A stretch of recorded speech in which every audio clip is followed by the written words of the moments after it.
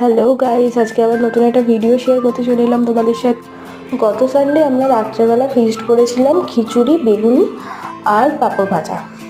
সেই মতোই দেখো খিচুড়ির প্রিপারেশন শুরু হয়ে গেছে। খিচুড়ি এখানে বসিয়ে দিয়েছি অলরেডি। কাকিমা, এটা আমার কাকিমা হয়, তো কাকিমা একটু হাই করে দিল তোমাদের দেখে। এখানে কিন্তু বেগুনি ভাজার প্রিপারেশন শুরু হয়ে গেছে, ঠিক আছে। আর এখানে দেখো আমার মা এখানে এখনো কিন্তু কাটাকুটি করছে, আমার বৌদি পাশে বসে বসে আমারই একটা ভিডিও দেখছে।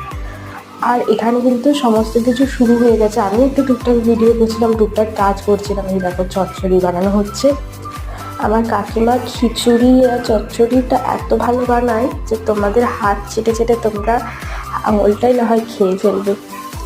তো সেই মতো কাকিমার হাতেই দায়িত্ব পড়েছিল আজকে খিচুড়ি আর চচ্চড়ি বানানো।